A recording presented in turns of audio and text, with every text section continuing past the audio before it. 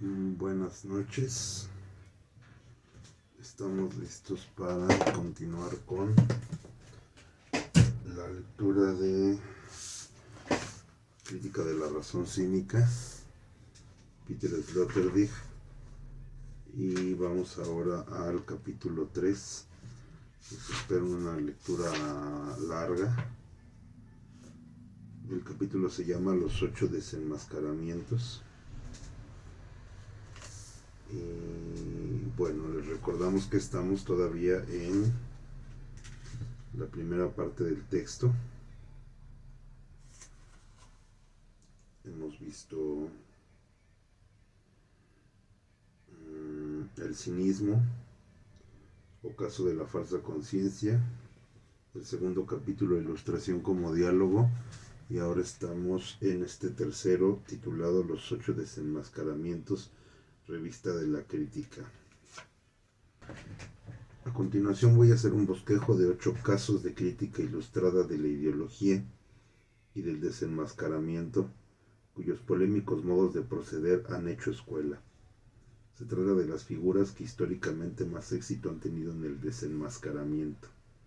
Éxito que, por otra parte, no hay que interpretar en el sentido de que la crítica hubiera acabado realmente con lo criticado.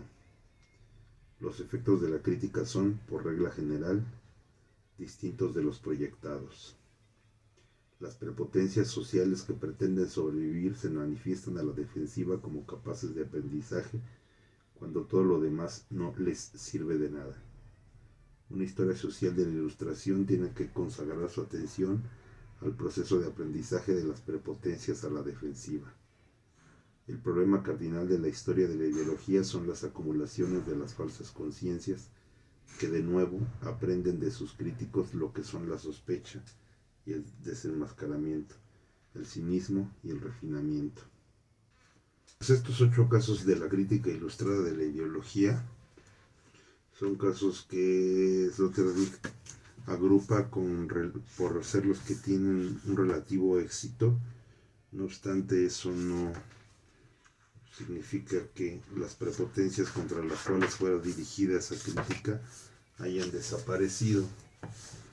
Entonces hay que observar el proceso de crítica y aprendizaje en reacción de las prepotencias criticadas, porque pues ciertamente podría estimarse que quien observa mejor desde fuera la configuración de fuerza que tienen estas prepotencias, exactamente porque consiguen lo que consiguen instalarse en el discurso ideológico, pues son precisamente sus observadores críticos. Y entonces pues ese aprendizaje es capitalizado por esas prepotencias mismas para poder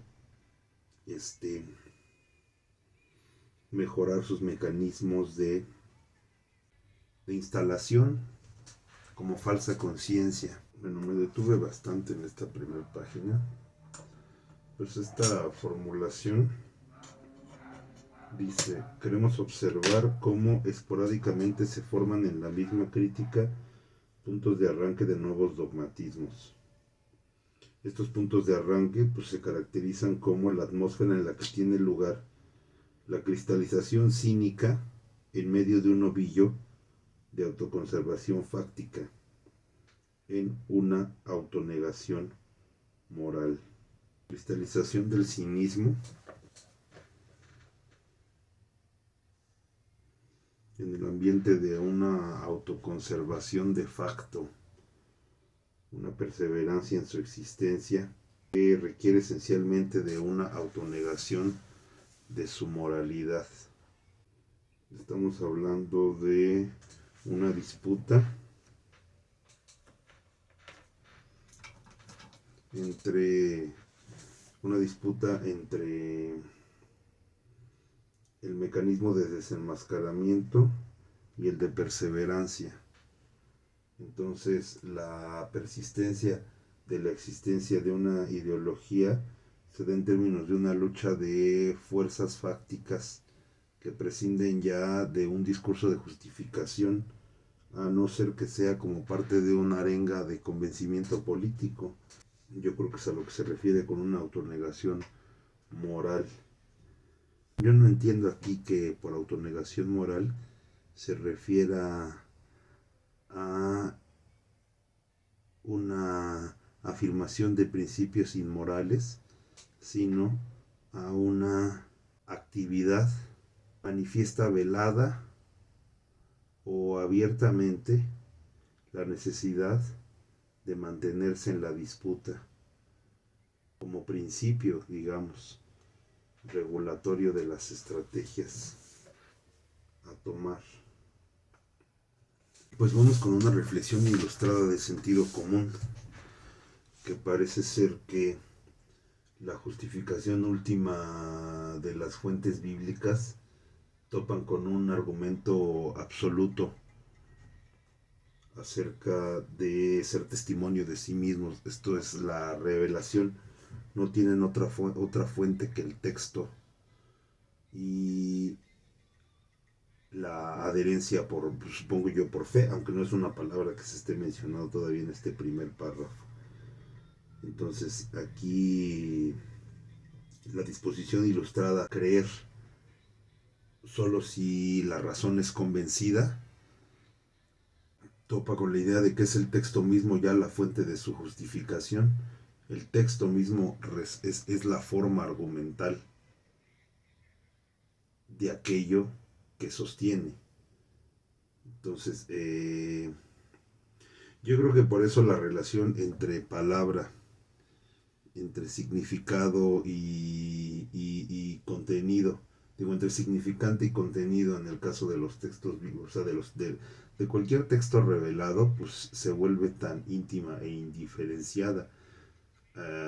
Aquí los textos son portadores de una plétora de sentidos, o sea, son portadores de un sentido infinito, no sujetos pues a un análisis de una producción de sentido que pueda ser remitida a sus autores en particular. Entonces, bueno, los textos como revelación contra sus fuentes como interpretación. Resumamos la contradicción que se desnuda el convenio al que llegan los teólogos con los críticos. Ay, Dios.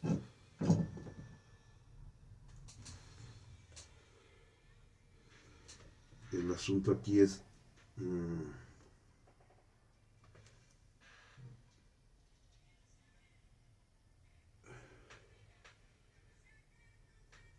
críticos y teólogos llegando a una misma conclusión. Veamos. Tenemos por un lado, pues bueno, el efecto es el desnudar el sentido de autoconservación. Una institución minada en sus fundamentos se embarca, dice, decididamente en la nave de los locos, de la así denominada fe. Entonces el resultado es la justificación por la fe.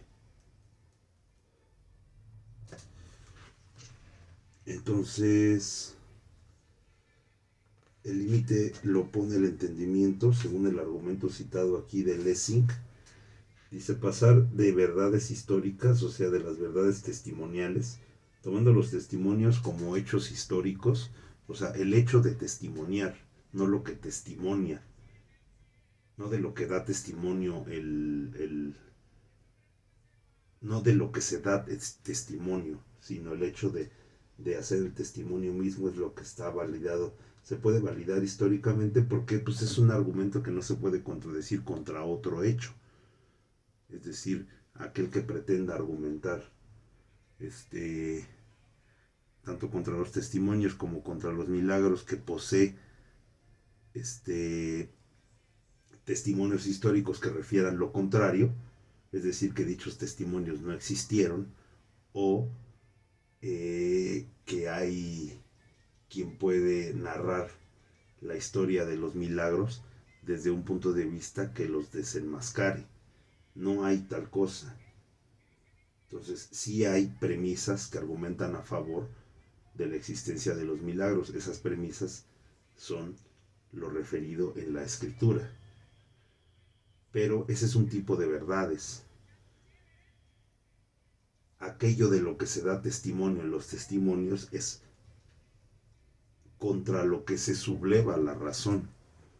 Aceptar que Cristo es el Hijo de Dios que ha resucitado de la muerte, pues contradice nuestro sentido natural de comprensión de lo que es el ciclo de la vida y la muerte.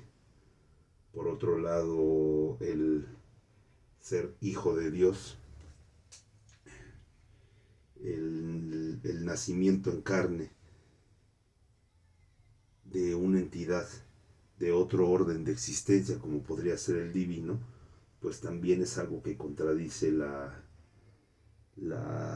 los parámetros del entendimiento racional.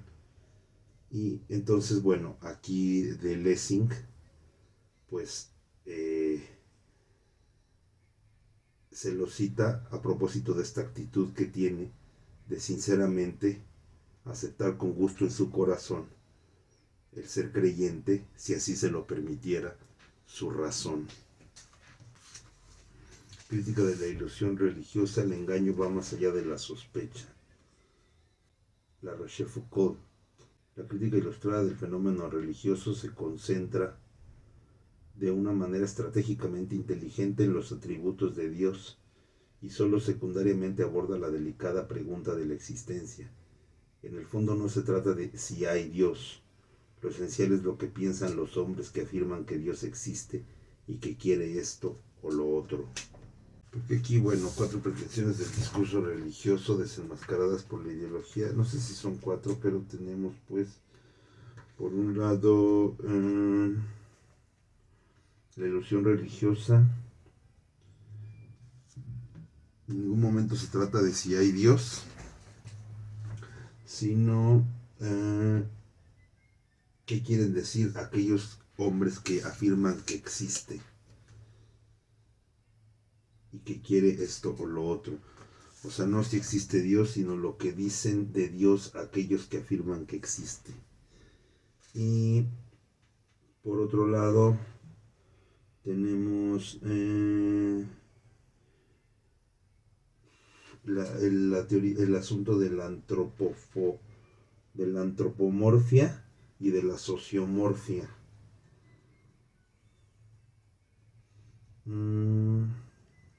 Por otro lado tenemos también el Dios como un prestador de garantías existenciales o de servicios, una protección, digamos. Dios también como fabricante del mundo, como productor, como autor, como productor originario del mundo.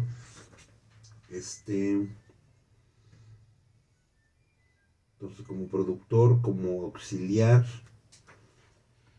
como los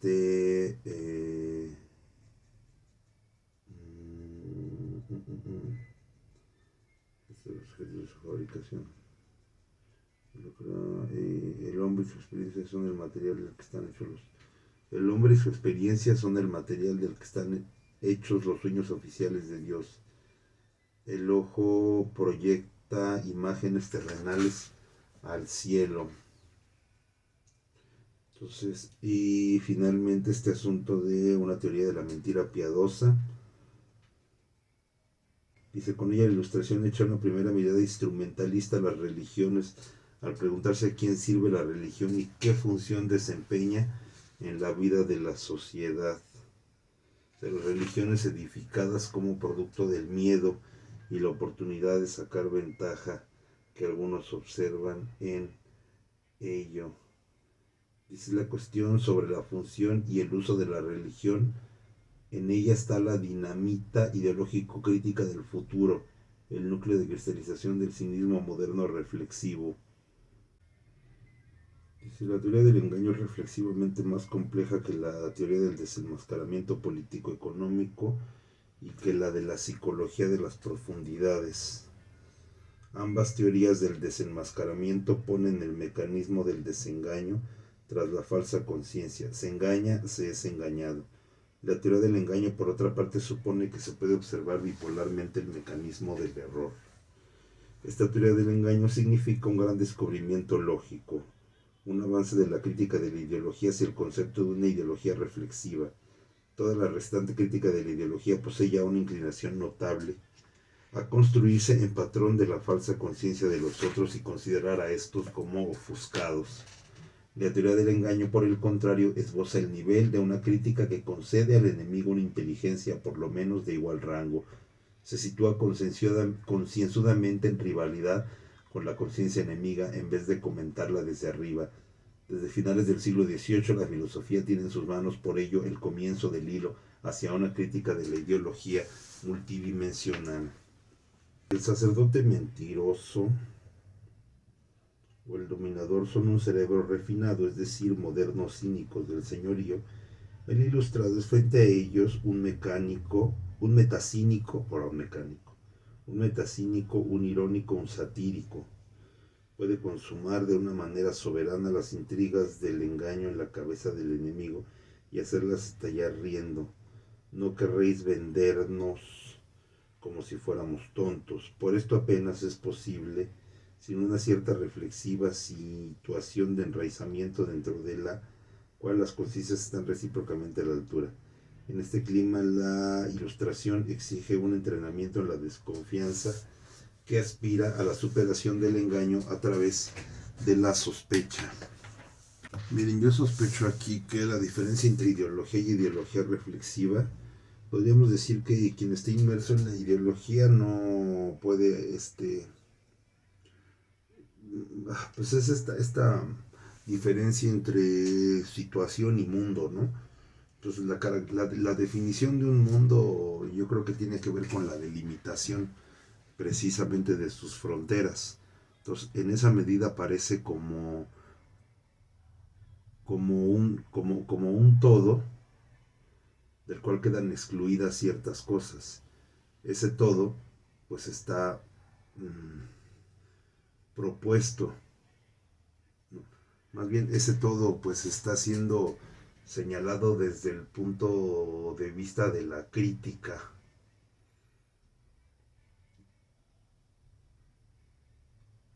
Ahora, yo lo que quisiera aquí dejarme claro es respecto de la ideología reflexiva. La ideología misma se percibe como envuelta en el manto de una descripción de la realidad. Toda la realidad es aquello que es pleno y no puede ser, digamos, delimitado, carece de sus fronteras, pues su referente es otro que el discurso mediante el cual está siendo descrita. Entonces, si bien como discurso la ideología puede tener un límite, el sentido de ese discurso pues desborda al discurso mismo porque pues está referido a la realidad. En el caso ideológico así funciona.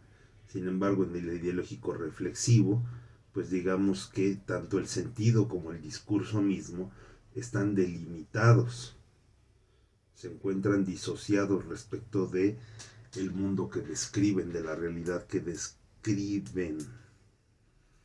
Son varios niveles conceptuales, pero aquí lo interesante es ver cómo la crítica ideológica la crítica de la ideología de la religión como ideología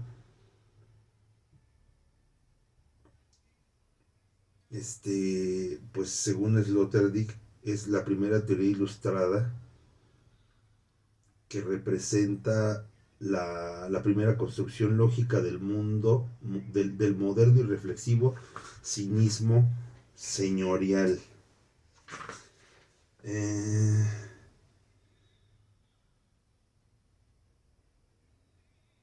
Entonces, bueno, sigamos. Esta última reflexión no me quedó nada clara, pero son intuiciones que yo espero ir recuperando más adelante en la lectura. Entonces vamos viendo. Acaba este segundo desenmascaramiento, que es el de la crítica de la ilusión religiosa.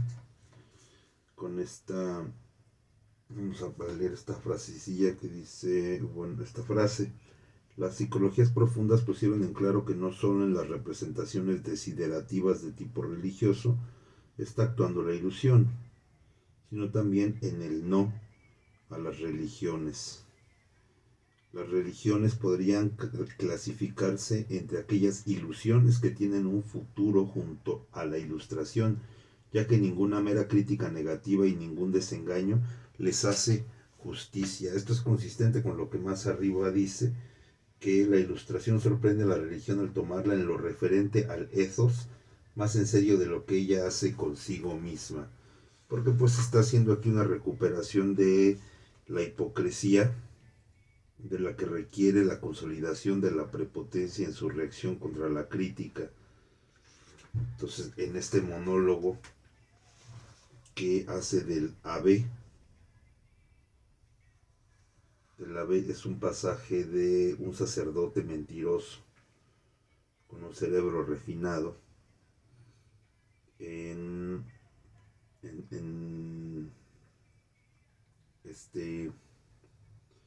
a ver, déjenme ver aquí que se me fue de quién hace la cita.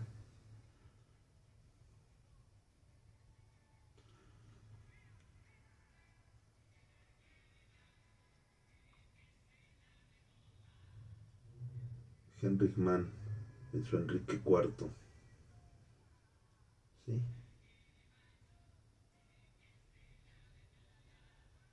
Dice: querido amigo, ¿qué hacemos con la religión? Esta nos prohíbe absolutamente las alegrías del placer fuera del estado del matrimonio. Entonces pues el monólogo se va de la lengua, como dice aquí. Dice: mi querida amiga, no significa que nosotros, a pesar de que la discreción garantiza en ellos, digamos, la inocencia de los placeres que comparten, no se puede tener la negligencia de hacerlos públicos frente a la sociedad. No debemos descubrir en la breve tales secretos. ¿No sabe usted que la sensibilidad de esta gente es lo suficientemente grosera como para abusar de esto que a nosotros nos parece sagrado?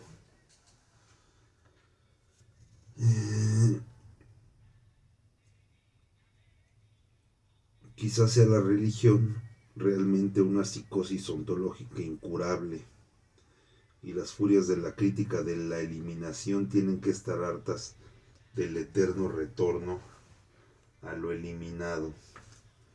También Heinrich Heine en su Wintermachen, según lo cita aquí, tiene argumento que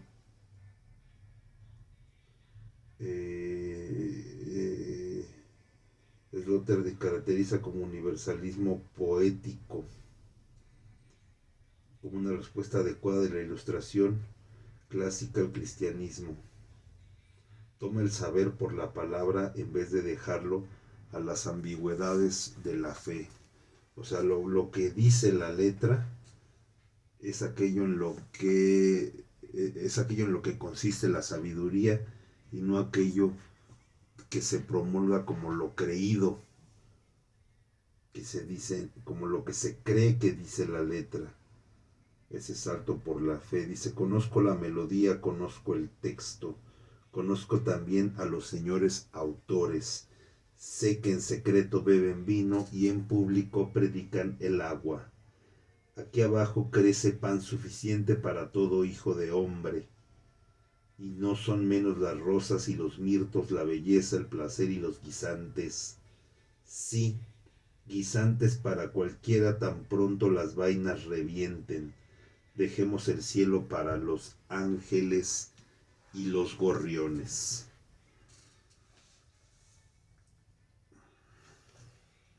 Vamos pues con el tercer desenmascaramiento, crítica de la apariencia metafísica.